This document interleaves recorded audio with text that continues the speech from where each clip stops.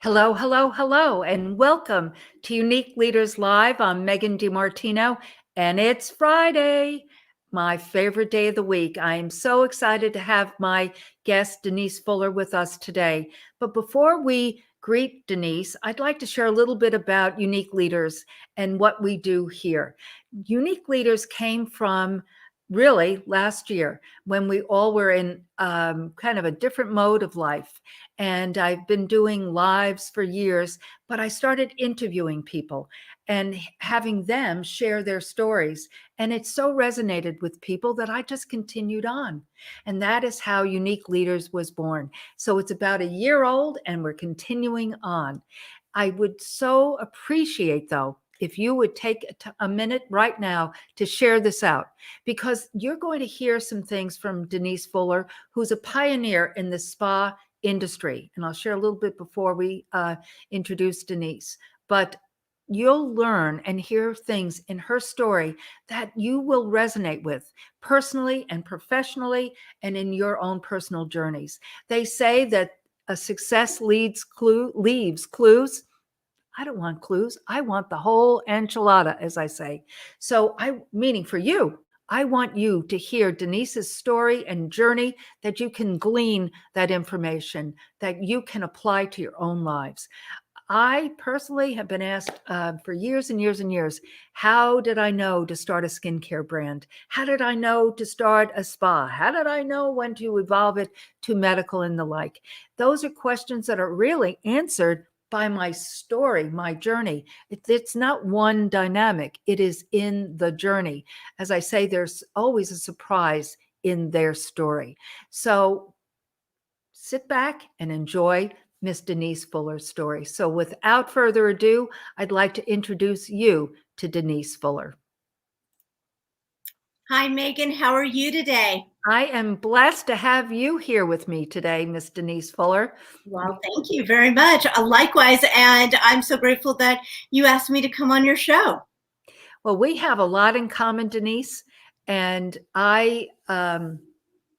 when I'm asking individuals to join me, I'm always thinking about not just a diversified crowd, meaning of industries, but also people's journeys. And but we have a lot in common. We do. We both started in the beauty business when we were 12, right? Exactly. I mean, I really think that's true, actually. I think that's true. I think you are the second person. I'm scanning my brain quickly, but I think of all this year, my dear friend Carla Runner, who is a pioneer in eyelash extensions. She has a spa in Little Rock, Arkansas. I've known Carla since the early 2000s, but other than Carla, I think you're the only beauty biz person I have ever interviewed. So I'm thrilled to have you with me. Really, honestly, I mean that sincerely. Well, so what I like to do, because your story is so rich. I mean, you've been editor of Les Nouvelles Esthétiques magazine. You're the founder of an amazing, what would you call NASN? I call it an organization. You can call it a network. It's the National Aesthetic Spa Network, or NASN Pro for short. A lot of people call it NASA, and I'm like, yes, we are out of this world, but drop the A, put an N in there, and then it's NASN Pro. And we've grown the organization from 12 estheticians in 2004 to almost over 30,000 members globally. That's and I think what's unique about our membership is that it is free, complimentary. That is That is rock star. That is rock star, from everything that everyone in every business industry, to be involved in an organization like that is very expensive. So before we go into that in that arena, let's go back to young Denise, and where did you grow up? And a little bit about your early years and what dreams, goals, and aspirations you may have had during that time, or maybe not. But what was the beginning period of Denise like? Well, actually, I was born in Dallas, Texas, and I was adopted to a beautiful Christian husband and wife that had no other children. And so they adopted me. I have met my biological parents. And interestingly enough, my biological mother owned a salon and was a cosmetologist in Corsicana, Texas. Oh, wow. So, it's interesting, that saying about, is it, in the blood? Is it how you're raised? And so, but I've been blessed because, I do think it's a little bit in the blood, the beauty business. But then also the gentleman that adopted me, my mom and dad, my father was a naturopath doctor. And so I had the opportunity of growing in a household that truly understood health and holistic. And my adopted father is really a pioneer. I mean, we had family dinners with Dr. Bernard Jensen, who's a father of iridology. And a lot of these great pioneers have passed away just because of age. Sure. But I can remember, I never had Twinkies in my lunchbox. If I had a fever, my dad's like, that's good. Fevers are good, to a certain degree. And it really paved my way of getting into not just having outer beauty, but also inner beauty and what that means. So it's a really good balance of both. Absolutely. And so I'm blessed. Very much so. Wow. So I did not know either of those, facts of your life, but you grew up in Texas then, is what you're saying? A little bit. No, actually, I've kind of moved around a lot. My parents moved and interesting, they had a restaurant in Denton, I think it was Denton, Texas. And at 4 years old, my father and he was only in his 30s, had like emphysema, and he was very, very ill. And that's what was the catalyst to him getting into naturopathy. He went to a doctor, and the doctor said, look, your occupation is killing you, your chemicals, your lifestyle, the way you're eating.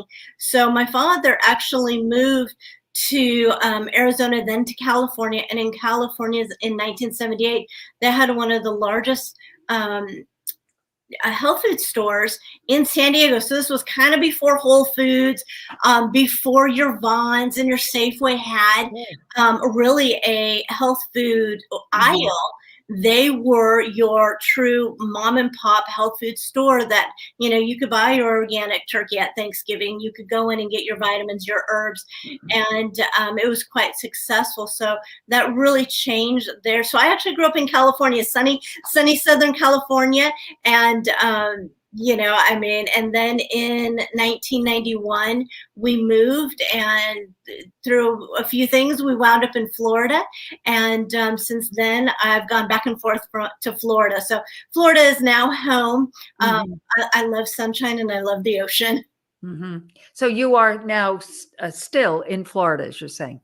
No, my business is in Florida, but I actually have a home in Pennsylvania, which is completely benign to what I just said because of the inclement weather of the Northeast. We kind of landed there after my husband passed away. I had an opportunity to purchase a Victorian home, and for the last 7 years have raised my two daughters as a single mom, and have learned how to drive in snow, which I never have. And it's interesting. Yes. So because our journey began when you were in Florida. Yes.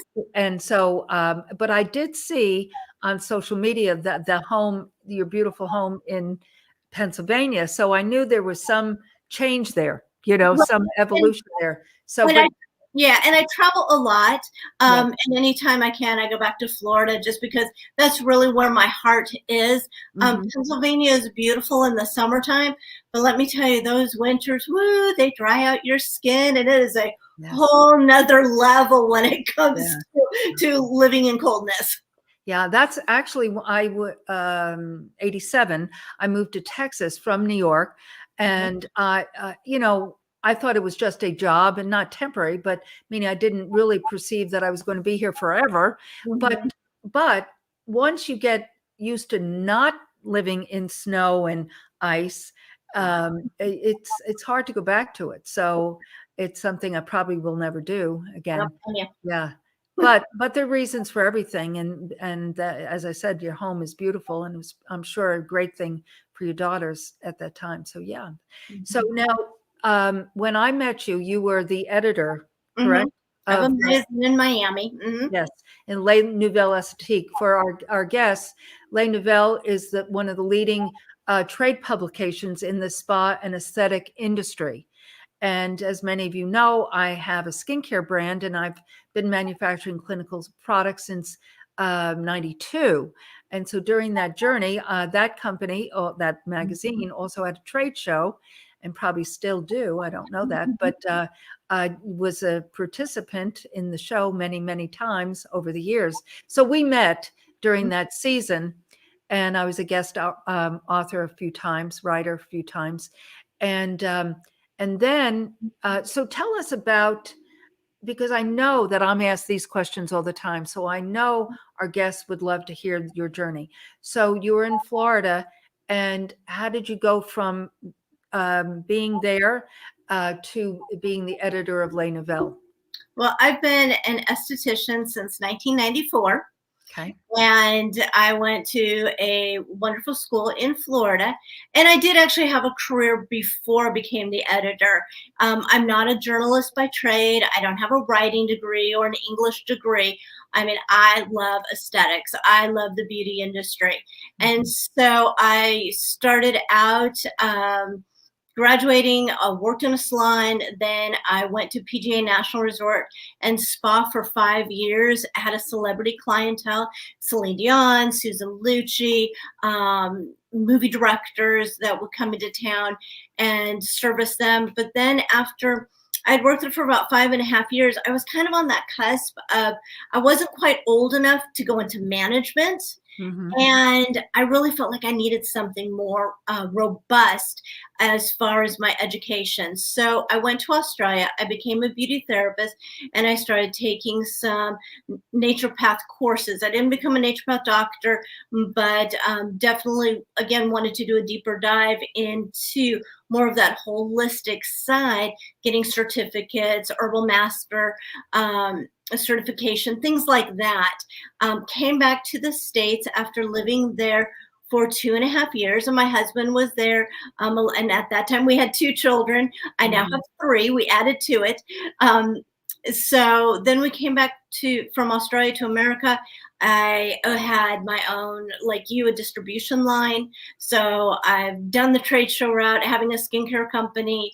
I've taught aesthetics, and had the opportunity to start writing for different trade magazines. So not just L&E, but Dermoscope magazine, Day Mhm. Spa magazine.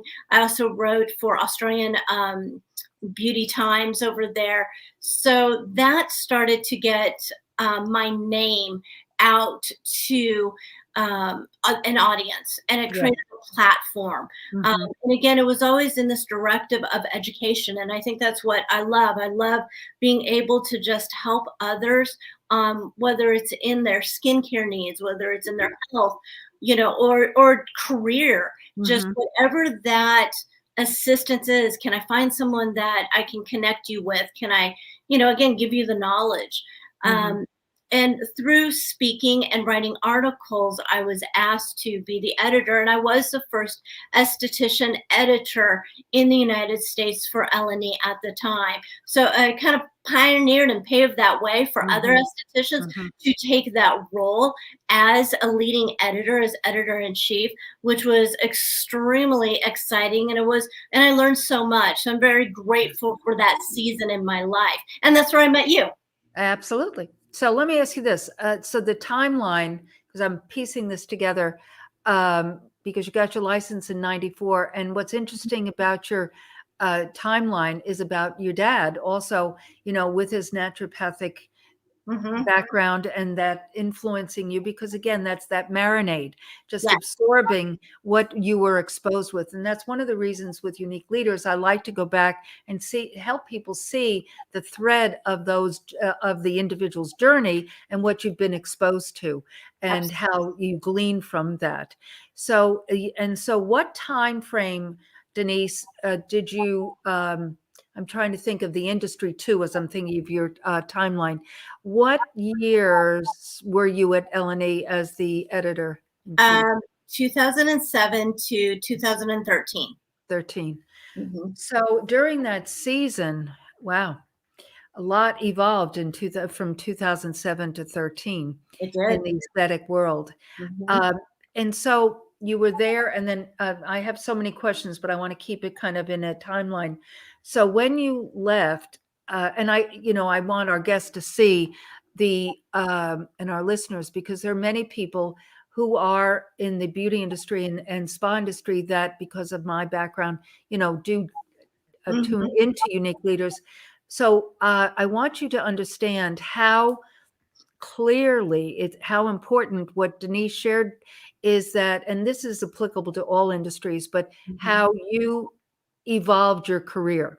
You got your license, but then you sought out more education in a field that married with aesthetics, because the skin is the largest organ. Health is, all encompassing, but you got that education, came back, and then started doing what you worked again in prestigious,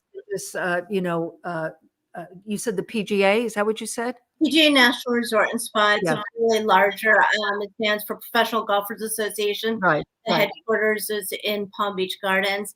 But I've also worked in smaller salons. I've also been national educators for cosmetic brands, for several of our pro brands. PCA, I've worked for Universal Companies. I have a friend that says, Denise, do you know what you're going to be when you grow up? And I'm like, I don't know. The sky is the limit, Amen. Who knows? There's so much you can do. And I think it's just, don't, take no for an answer. If this is, what you do and what you're passionate about, find your passion, and then just find a unique opportunity to be able to present your passion and create a business. I do believe in putting people over profits, but I also know that when you marry those people and the passion, the profitability and your revenue do come in. So it's, but there's so much you can do in the beauty industry. So I would encourage anyone that is maybe hesitant about becoming a cosmetologist or an esthetician or a nail technician, massage therapist, whatever that is, there are so many opportunities to make money. And I have been in this industry twice now as a single mom, and it's be able to pay my bills. And I think that's important, because, it doesn't matter what level we are, whether we're a billionaire, you still have a light bill. Absolutely. And it is, again, you're sharing so many different points, but it is almost a recession proof or a pandemic proof, sort of. That was a little. Recession proof, I think, yes. Pandemic proof, the last 18 months have been very challenging for the beauty industry, because you've gone into retail stores, the cosmetic counters are closed. You can't go into a salon because, again, they're closed. And so it's been a lot of different ways to now cause your beauticians or your estheticians, your local spas and salons to go, okay, if I'm not doing an actual service, how can I stay afloat? How can I stay in business? And the one thing that I have seen, and I'm sure you have, Megan, those spas and salons who have a community connection, they have been able to stay afloat. So when the doors were open, the clients came back. 100%. Now, you made a comment here, which I haven't been in a department store. I don't even remember the last time, even before the pandemic. But Texas is fairly different than some other states. So I can't even critique on a department store here. But We opened up again in May Mhm. here in Texas. But what you said 100%, meaning that when I had to close my door, and people who listen to my work know this, but the Holy Spirit just spoke to me and said, "Don't go dark." And Right. so I did my morning routine, got dressed, went to the spa every day, Denise, and was there. I started doing a lot of lives. This is when this started, the Unique Leaders. But the week before we had to close, I brought in a large order from my warehouse, which is in Dallas.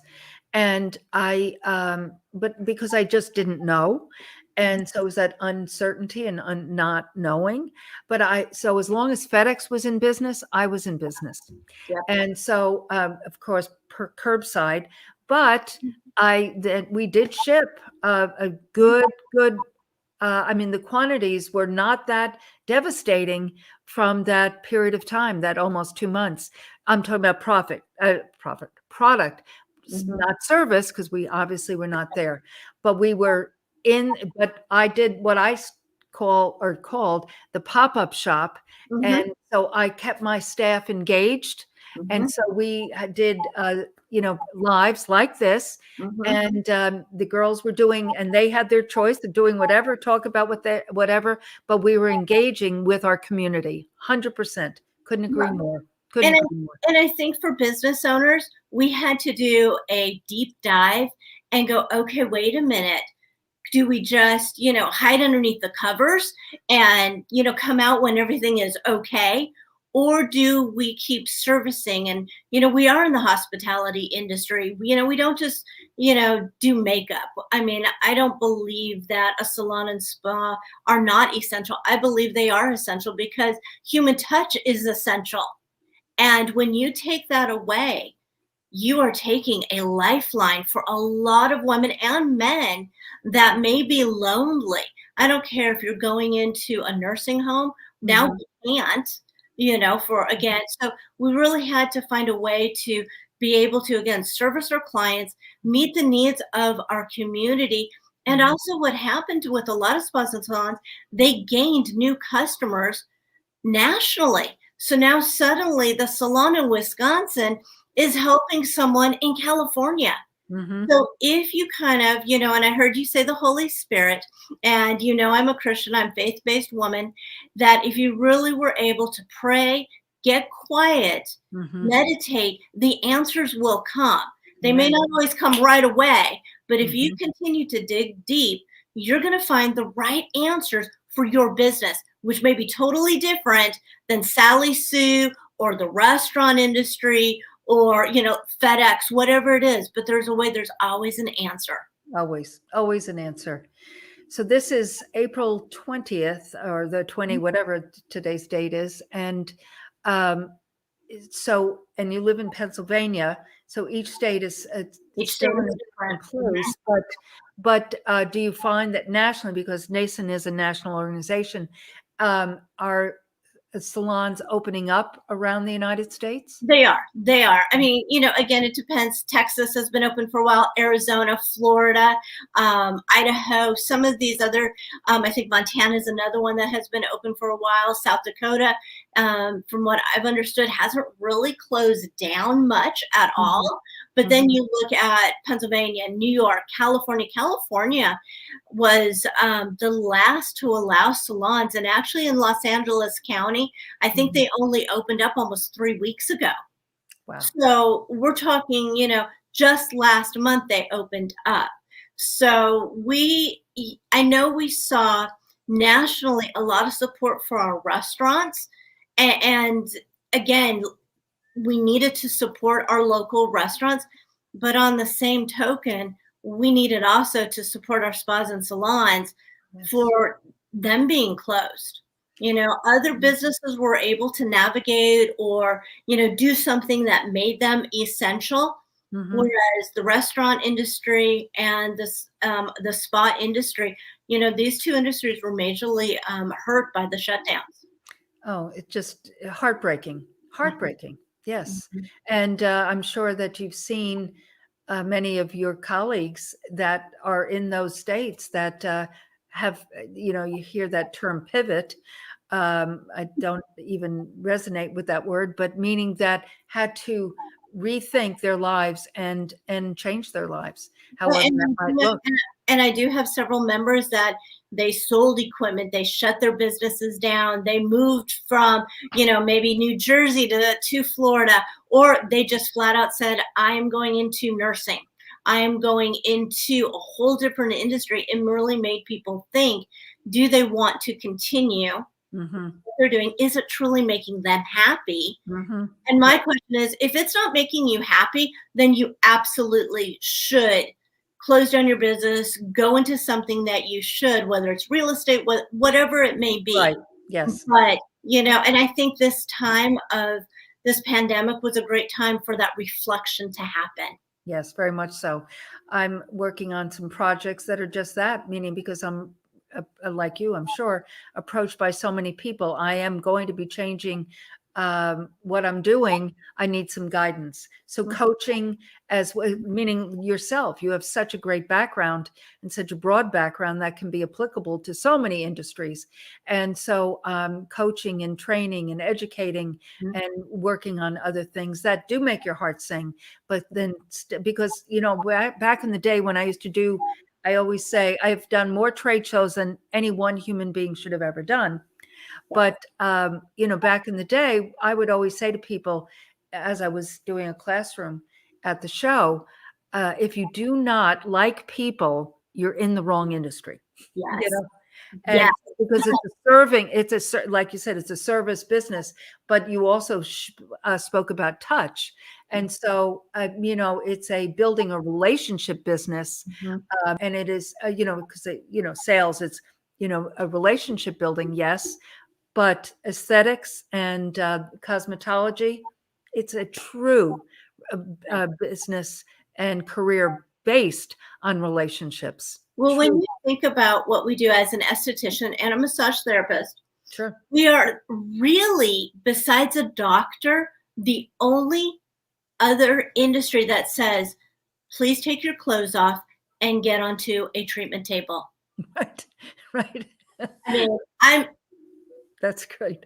I mean, I've never thought of that way, but you're right. Other than there's a lot of trust and respect that comes into a woman that's coming in for a waxing or a chemical peel. And chemical peels are just not right here. Skin doesn't stop right here. It goes down, then other areas, and so, we do have a lot of knowledge at our fingertips, but we have to really embrace the respect factor to our clients and providing a safe environment that, again, so that they can take their clothes off, and we need to do what we need to do. I always use the word customize the experience and customize the treatment. It's not a one-stop shop. It's not a cookie cutter. It's customized to that individual's needs. And it's key.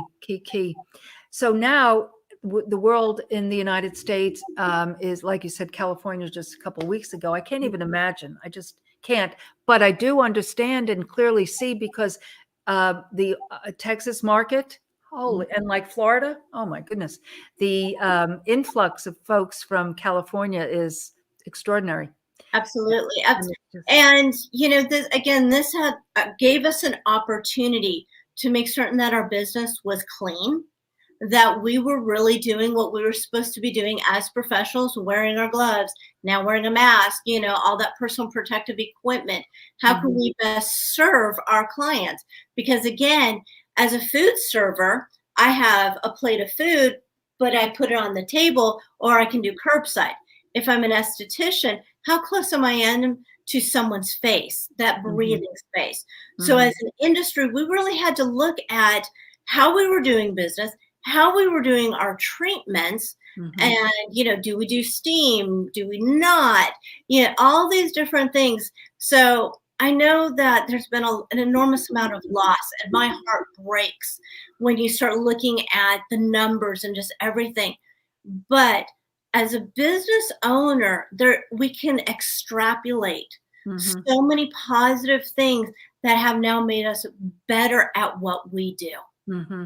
Very much so. And those are things that people don't have, the the customer, the guest of our businesses don't even, they just, like you shared earlier about trust. But you and I have both been in education, and so with trainings, we my spa that I just recently sold, we always operated from an OSHA sanitation position, not just a TDLR, Texas Department of Licensing, because sanitation is a key component to what, and people don't see it, they don't understand it, they just expect it.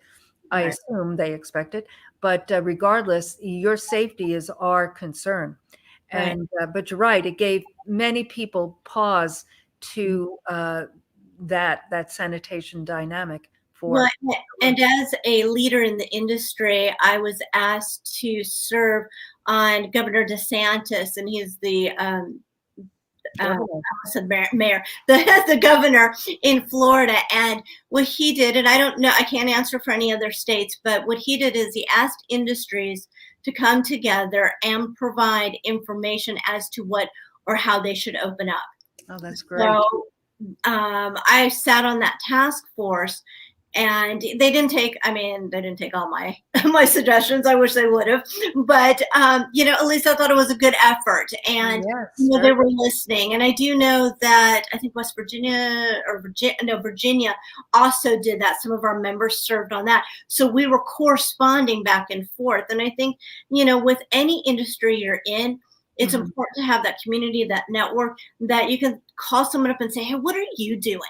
You may not be in the spa salon industry, but maybe you're in real estate, maybe you're, driving, whatever it is. But how are we all coming together to make what we do safe, better, essential, so that if, God forbid, there is another lockdown, or, there is more stringent rules or statutes that are being, what are we going to do as an industry to serve our clients and stay in business and not go cuckoo for Cocoa Puffs during it? Yes, very much so.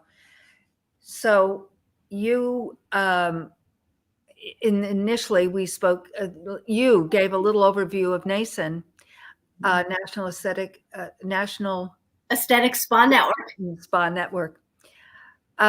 And you gave a little information about it. So let's go back to what that is, and in correlation to what we've been talking about, and how has the pandemic dynamic here affected that, and what are you going to be doing going forward?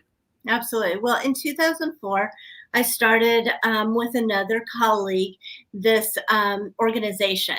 And there was only 12 estheticians. It was a round table. It was free. And we never really even realized what we were doing or what we were starting. This was before social media. And as you know, Megan, when you went to a trade show, you were so busy either shopping or running around doing the classes that you really didn't have the opportunity to collaborate. And there wasn't a thread to really pull people together to do that.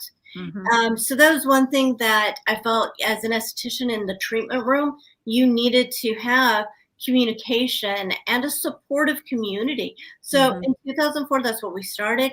It organically grew. It was originally called the Florida Aesthetic Network because, we were just going to maybe do this, once a week, once a month. We really didn't know that we didn't have an advisory board. It was just, kind of forging a path of getting spa professionals together. Now, 17 years later, through a lot of tears, smiles, seeing sometimes taking risks, sometimes they didn't work out, trying new things, we have successfully been able to navigate a pandemic. But now, like I said, we have over 30,000 members, and you do have to be a professional. So, we have doctors, chiropractors, we have Reiki masters, we have massage therapists, anyone that's in that touch and healing, skin, spa and salon industry is part of our industry, is part of our network. And Mhm. what we provide is member rewards. So when you become a member at nasenpro.com, you have the opportunity to get a discount through a hotel or car rental, or everyone's favorite is Office Depot. We have a really good printing discount, saves you 80%, but that's your Wow. access. Then we have COA approved conferences, which came to a halt last year. We had 2 very successful conferences, and then Mhm. once March hit, everything was closed down. So we as an organization said, how can we best serve? And I didn't jump on to doing lives right away. I wanted to make certain that we were doing it right, because some of the things I was seeing wasn't done just professionally. I mean, I Mhm. just didn't want to get on and have a chat. So if we're going to do it, let's do it with a purpose. Mhm. And I feel like that's, just one of my core beliefs is, if we're going to do something, let's do it with a purpose and to help others. So we waited and found our platform like you have, and then now have been able to offer some great live events. And then in January, we did have our COA approved conference in Florida. We did not have as many attendees as we normally do, Sure. but we were literally the first event conference of the entire industry, which was very daunting, because I'm like, I don't want to kill anyone's grandma. So, I knew that we needed to do it right. Mhm. We had to, and that's what I told the vendors participating. That's what I told the attendees. I'm like, everyone is watching us. And sure, come to form that 2 weeks later, you started to see other industry trade shows, events start promoting that they were going to be starting to come back. So once again, we kind of paved that way to say, it's okay. We're Right. not doing anything wrong by getting together as professionals in a Mhm. safe environment. We were doing everything. And I've said this all along, that if you can go to Starbucks, Taco Bell, Walmart, Home Depot, Lowe's, you should be able to go to a spa, a salon, and get together and go to church. Amen. So again, safely. Mhm. And if you don't feel good, if you're running a fever, or if you have pink eye or whatever, you shouldn't be going to Lowe's, Home Depot, Starbucks, church, anyways. Absolutely. So I know that the COVID was a little bit more, so everyone stepped up.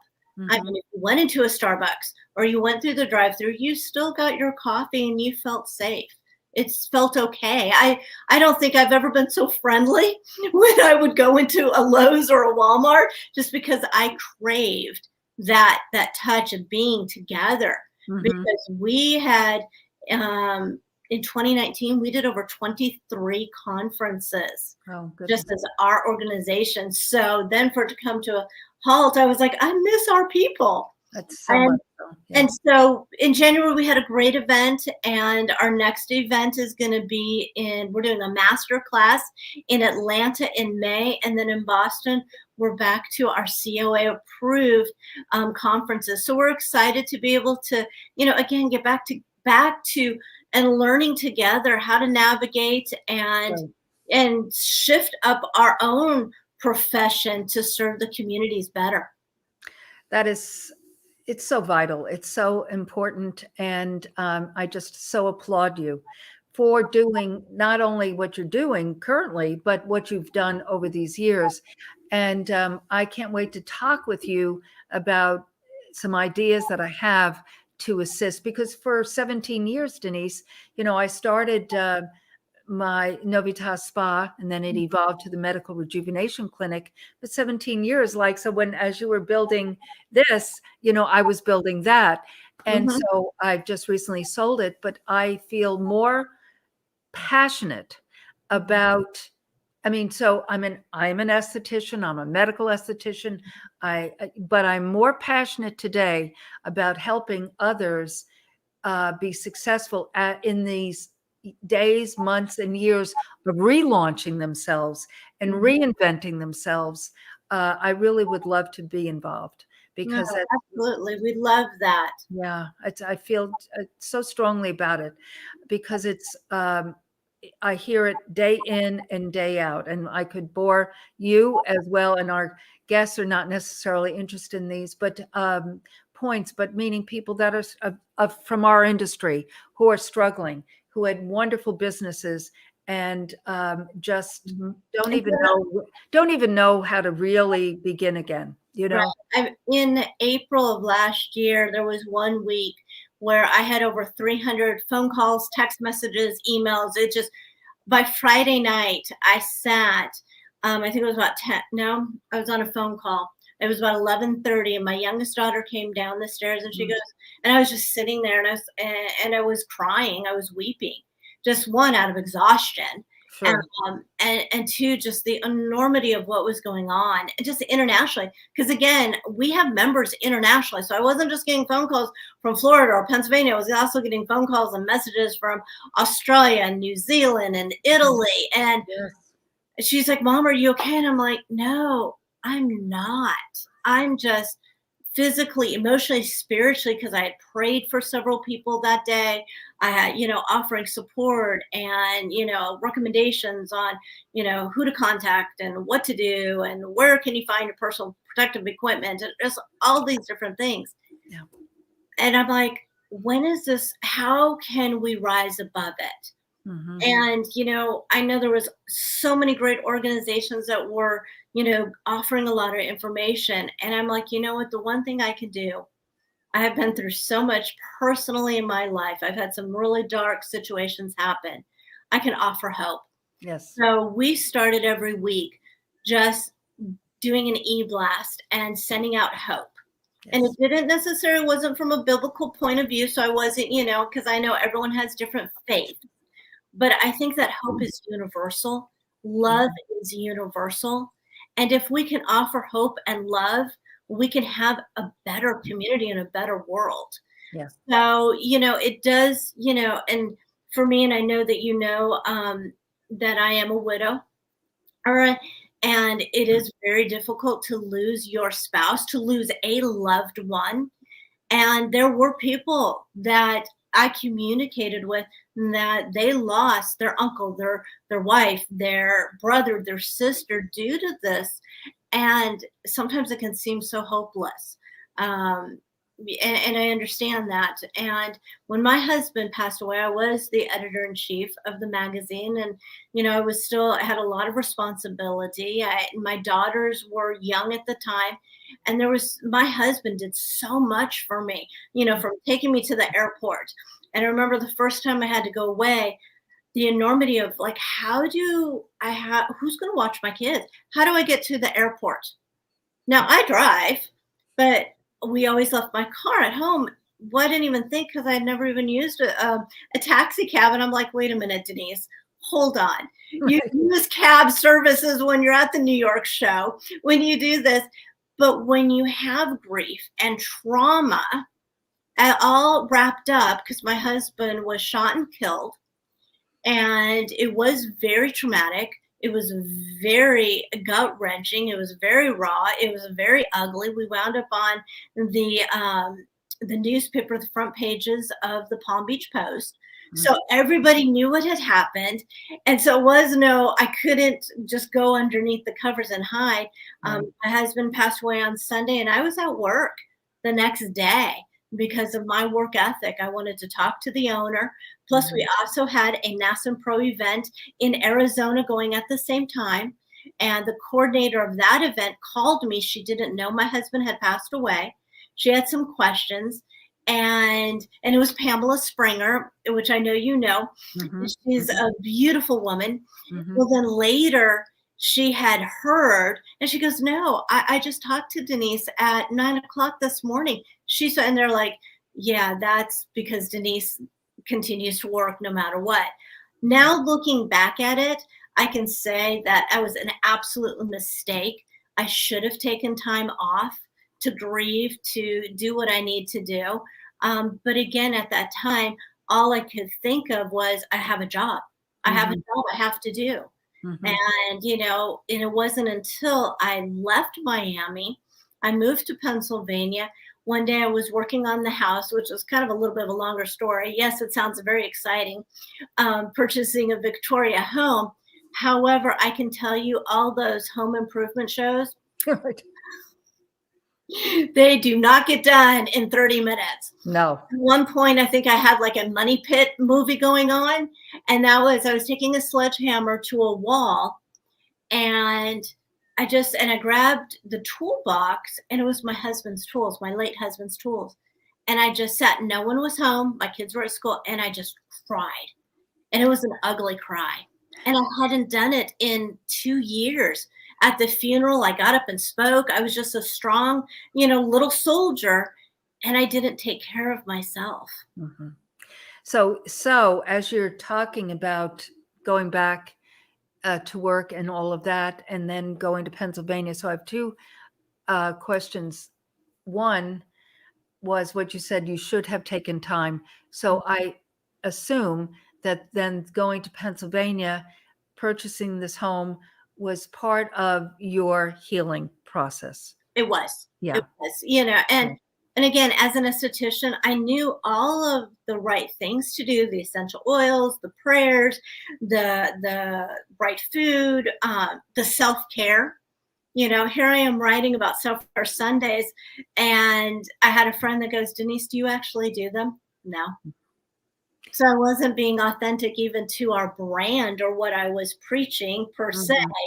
Right. And, that was a hard lesson to just kind of learn, and being on that floor, just crying and being angry that I had been left and abandoned with 3 children. And now my whole life has shifted. The magazine had decided to go in a different direction. So it was about 13 months. Yeah, it was 13 months that they let me go. And I always had, and I'd already had NASM Pro.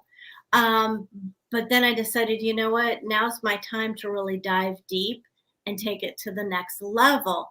But again, I had to do a little bit of soul searching and personal work. Yeah, and personal work. Yeah. But now the second question is that this tragedy happened, you, like you said, you jump back in, then you realized you needed to, heal through that. And then the magazine did take a different turn. But all of this, so this is the question, all of this on some level has prepared you to help others in this, because this is an international, as you said, organization, and this is an international situation, no doubt about it. So God has prepared you to help others through it, and now rebuilding and healing. Absolutely. And, it's one thing to just survive. And I think so many of us just, we're in that hamster wheel of just, we've got to survive. But I don't want to just survive. I want to thrive. And I want others to thrive. We all have a destiny. We all have a purpose. We are all world changers. Yes. And if we grow together, and if we learn from each other, and we help each other, we then can truly thrive at what we do. No doubt about it, because we were not brought into this world we came in by ourselves, but we were part of, and it is, we thrive together, and it is absolute. So it's imperative that we help others to understand that too, because and again, you said about touch and what our industry is about, and so many people, that's one of the things that is heartbreaking to me about, I don't know what the term would be, not geriatric. I don't, what's the term? Meaning, but people that live in nursing homes and no fault of their own, not meaning because they're ancient, because that's where they live. And we're so cut off by people. It just was, I don't even understand it actually, but I've had a lot of questions also, because, some of it doesn't make sense of what we do and whatnot. I've sat back and I'm like, why can a 16-year-old give me a taco who has really no understanding of OSHA or basic cleanliness and sanitation, but they're open. And yet, as a licensed esthetician that has almost 30 years, that understands sanitation, bacteriology, all the different things, I have to sit at home. It's nonsensical. It makes sense. But again, it is what it is. Right. It is. Exactly. That's not what we're here about. But I wanted people to understand, again, it's your story. And it's so rich in evolution and growth, and to have people also understand that so many people in our industry have such amazing backgrounds, and they bring it to this industry. Right. And so they are here to help you. So today, when, as you're listening to this, folks, I would love you to think about reaching out to some people in our industry that you've wanted to know more about different things. And because there's so much, I mean, we could go on to another show, and we will do that, not in Unique Leaders, but another structure I'm thinking about. But, our industry, like before I sold the business, I think I told you this personally, but I started doing regenerative stem cell therapy. Right. So I have a medical director because I was a medical spa, but my point to the point is that there are such amazing work being done in many, many spas throughout the world. It's no longer that beauty school dropout. We have evolved so much that doctors, cosmetic science come to us and say, how can we collaborate? That's right. Yes. So the next time you go into your spa or salon and you're walking through, it's important to buy that shampoo. It's important to buy that cleanser, that peptide, to get those services.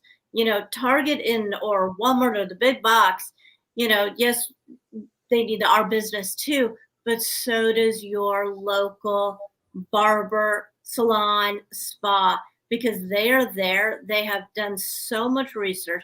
They've gone to school, and they can really help at what you need. Exactly. On every level. On every level. On every level. Yes. So as we close our visit today, and I so appreciate your transparency, because again, we are in unprecedented times, as we've heard, over this last year, and we're navigating different waters. And our industry has been, as we said, dreadfully affected by this, but people are learning to evolve. And by the assistance of people like yourself, Denise, and hopefully a little bit from me, and more so as my platform evolves and it is exposed, or out there for people to utilize. But so I appreciate you sharing, because that's really what I wanted people to hear: the diversity, the uniqueness of our industry, and the knowledge that people have, not just you and I, but the people in our communities. So reach out and touch those people. Absolutely. So with our close, I always ask my guests the same question. I don't know if you've ever read the book 3 Feet from Gold. It's written by Sharon Lechter, who is the co-author of Rich Dad, Poor Dad, and Greg Reed. And they wrote this book together through the Napoleon Hill Foundation, Think and Grow Rich. But it's an interesting book on many levels, but it's a fiction, and it's loosely based on autobiographical of Greg Reed. But the premise of the beginning of the story was that back in the gold rush days, this guy from the East Coast went out to the West and bought a piece of the gold, opportunity, and started chiseling away. And he became very discouraged. And he would go into town to get supplies. And so the townies were listening to this guy. And he ended up giving up, and he sold his potential gold vein to a local guy. And he went back into the mine, and 3 feet, he struck gold. And so, the essence of that is, don't give up. Don't give up. which is so applicable to what we're speaking about. And all of my guests, that's the essence of their stories. So with that, though, Sharon has created what she calls her success formula. And that is your passion plus talent times association times action plus faith equals success. That's Denise Fuller definition. But the question I'm going to ask you, Denise, is what is your passion and what is your talent? Passion is definitely helping others. I love helping others. And talent is connecting others. So if you look at what the cross does, so I'm going to get a little bit faith-based.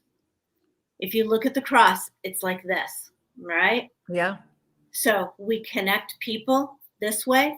Mm-hmm. And we also connect people to their divine purpose. Love it. Love it. Right. Because that our purpose is, and often we don't understand what our purpose is. And that is one of the things that you and I in our careers have helped people to identify and then help them, build it from there. Absolutely. Identify and build it. That is wonderful. Well, thank you so much for joining me today, Denise, on Unique Leaders Live. I truly appreciate it. You're just a treasure. You always have been. And I know that the next few years are going to be extremely exciting for you and Nason Pro, because the industry is not going to go anywhere.